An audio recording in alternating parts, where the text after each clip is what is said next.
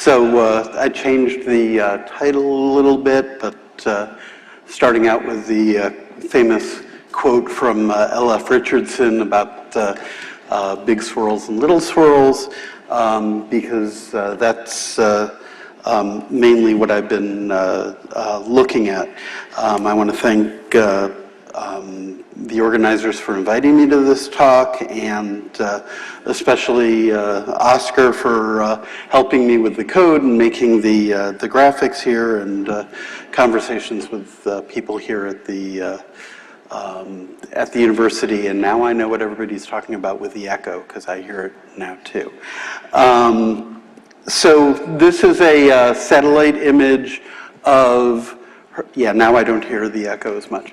Satellite image of Hurricane Fabian, which got me interested in all of these topics, because we were flying through this and we had to fix an instrument on the plane, and we ended up flying around in the eye of the hurricane for about 2 hours, and we got accidentally got an unprecedented data set on the changes in the structure of the inner core of a hurricane as a result of that.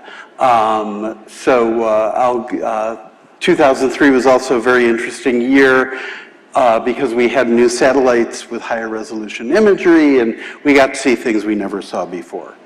So I'm going to start out with a little bit of background on what a hurricane is, just to let people know. We like to talk about tropical cyclones as a heat engine. So just like you have your gas car, you have your fuel going in, you have the fuel is converted chemical energy, which moves the car, and you have your exhaust. So tropical cyclone is very similar to that, where we have the warmth, heat and moisture coming from the ocean below, the tropical ocean that's very warm, and it flows into the center, and we have a secondary circulation that it gets lifted in the convection in the eye wall, and that converts the fuel, the heat, and the heat and moisture through changes in the through release of latent heat of energy in the eye wall. That gets converted to the swirling wind, and then we have the outflow. So the fuel is the energy from the ocean, the engine is the convection, and the exhaust is the outflow at the top, and all the rain that comes out of the tropical cyclone. So when we model these through an LES or just a regular weather model, we have to include everything from about 50 kilometers up to the bottom of the ocean, thermodynamics, the chemistry, radiation, phase changes of water. We have to, salinity, we have to have all that in our model. So it gets very complex, but we do have these models, and we run them. Now, we look at a tropical cyclone and we think, well, obviously that's a vortex. But a tropical cyclone, you have cyclonic flow at the bottom, you have anticyclonic flow at the top. The flow is in the opposite direction. Is that a vortex? You know, how do we deal with the change at the bottom and the top? So another way we look at it is we have primary circulation, which is the swirling circulation, and as I mentioned, we have the secondary circulation. That's the in, up, and out, which is bringing the energy in from the ocean upward, changing the phase of the moisture, and then the out, which is the outflow at the top, the anticyclonic outflow. But just a reminder, that's a schematic, but when you're looking at a hurricane, it really looks like that from the side. So it's just a little tiny thin pancake, and very large. So again, in 2003, this is just a couple of weeks later, this is Hurricane Isabel, Category 5 hurricane, about as strong as they get. And we looked at the satellite pictures, and on the left here, I don't know if, oh, there we go. There's the inner core, the eye wall, and the eye. And this square is the size of this image here and this image here. And for the first time, because we had higher resolution imagery, we saw these little swirls in the eye. And, well, they look like swirls, and we looked at them and said, oh, we have mesovortices, and I have some definitions of different scales that we call up here. And so we had these features in the eye that we could animate, and they looked like swirls, so everybody said, oh, they're mesovortices. And why those can be very important is because in the lower level eye wall, you have a reserve of high entropy air that can further fuel the ocean. Instead of the tropical cyclone, instead of it coming in from the bottom, you have this extra reservoir that can impact the intensity. And if you have, if you are pushing this air into the eye wall, you're supercharging things, so you're getting even more intensity. So that was a hypothesis that came out of these imagery, and during our flight, this is a radar reflectivity image on the same scale as this image from the air, one of the radars on the aircraft, and you can see the structure here. And from this little square, we go over to the right, and we can see some of the even smaller scale features here. And we have these little filaments that come in, and we can release some instruments into them. And in this case, we got this very extreme situation here. We had about 107 meter per second winds and a lot of upward motion, and we had about a 40-degree change in wind direction. So not 180 degrees, but 40 degrees, but we're moving at 107 meters per second, so does that qualify as a vortex? Well, some of the scientists looked at this and said, yes, it's a mesovortex or a mesovortex, but it's only about 40 degrees, so how do we tell, and how do we tell what they are?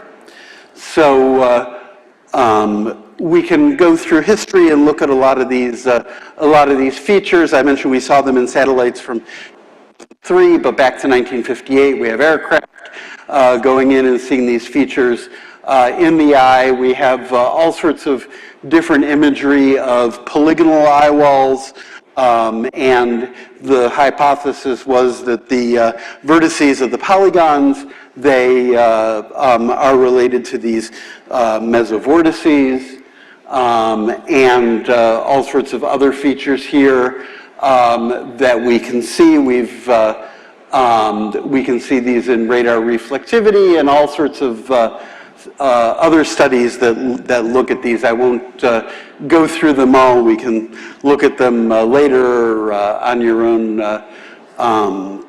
time. Here's Kelvin-Helmholtz waves in the eye wall, all sorts of other structures in the eye wall, and looking at flying through some of these mesoscale features and getting some of these large wind shifts, but about 40 degrees, not 180 degrees. So what are these features? And that just is, okay.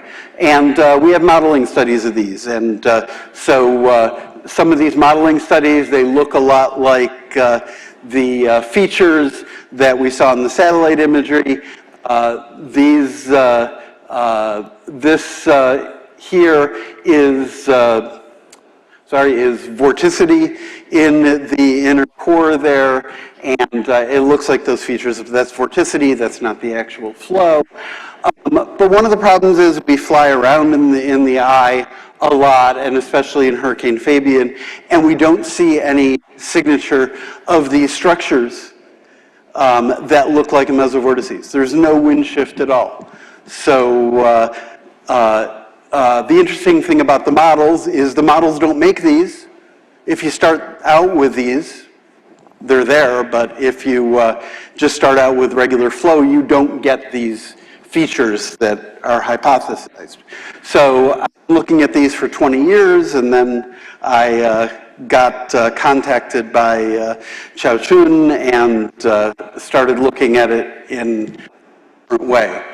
So I'm not sure why this is going blank, but so this is the case where our plane, we build in the eye, we have Doppler radars on the plane, so we can get very high resolution wind data. While we were in there, it was very interesting. The eye went from maybe a circle to, in the middle image there, a triangle. So we had these vertices.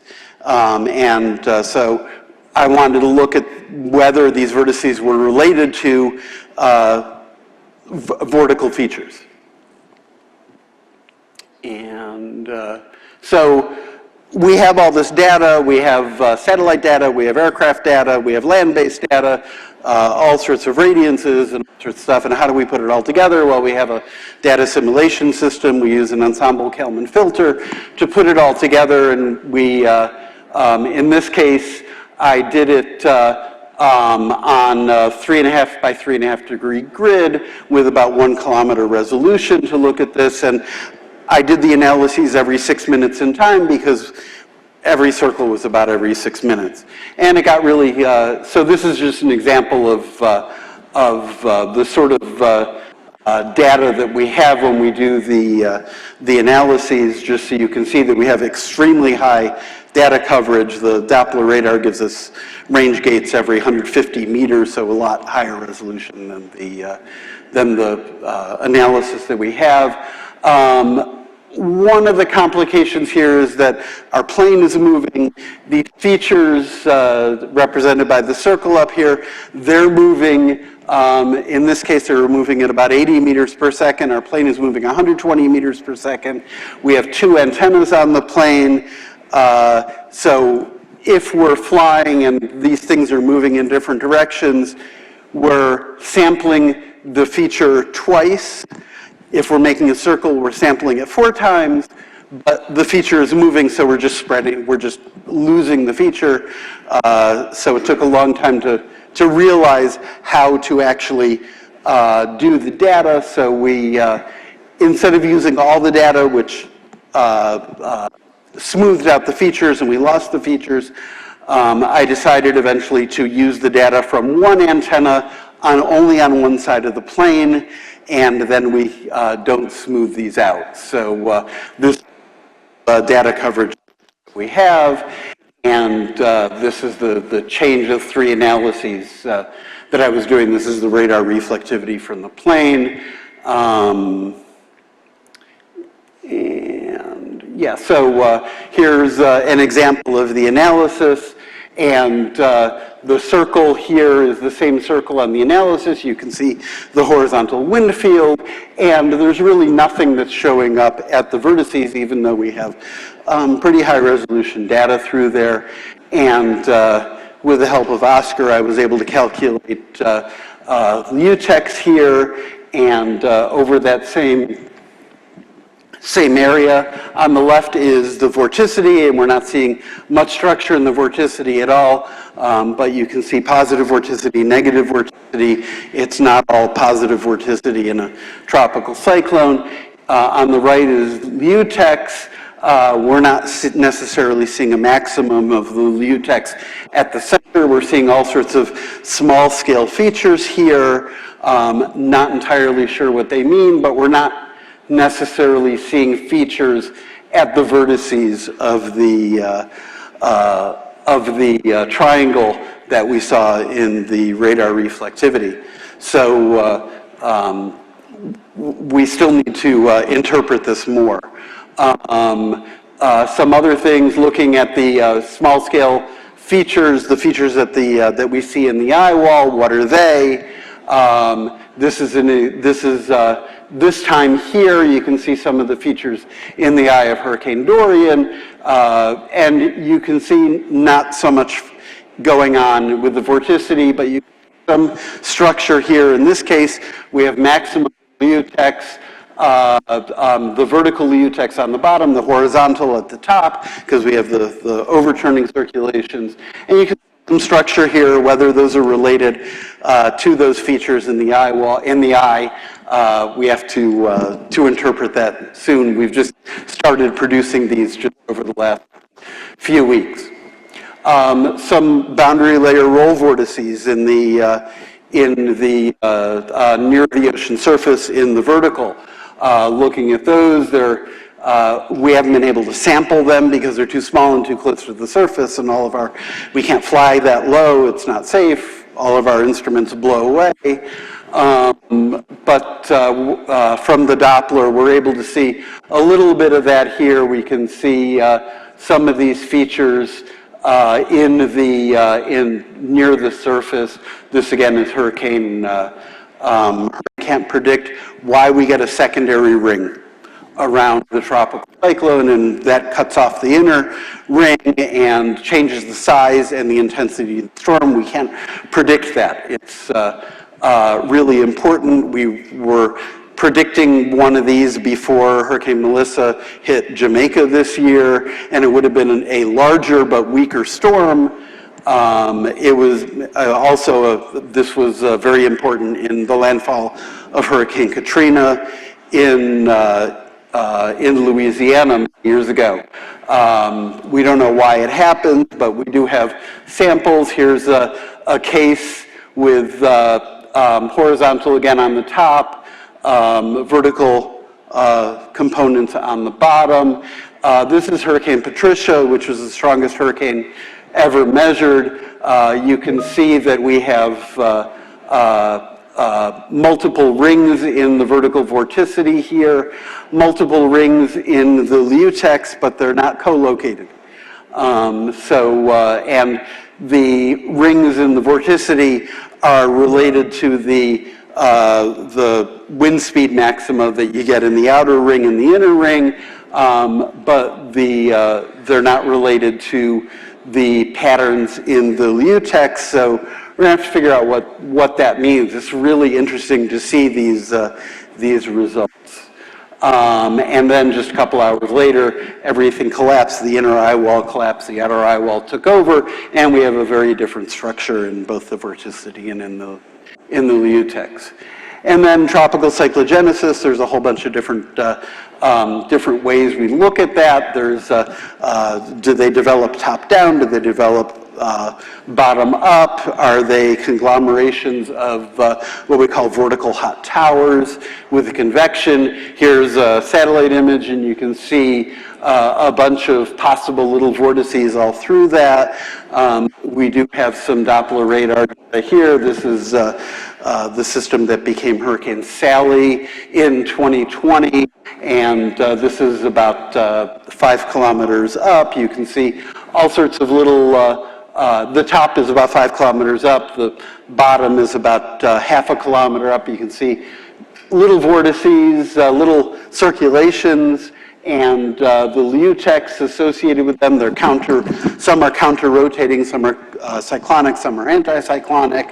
Lower down, we get completely different features, and how to interpret all these as well. So I have hundreds of these cases because we've been flying for almost 50 years now, so a lot of data that we can look at. So here are my conclusions. One of the conclusions is that tropical cyclones are regions of, I guess everything ended up going off the edge there, sorry about that. But tropical cyclones, they're regions of high vorticity, but that vorticity is mostly shear. There isn't so much of the spin, even though we think of a tropical cyclone as a spinning system. The liutex spin would be confined mainly inside the radius of maximum winds.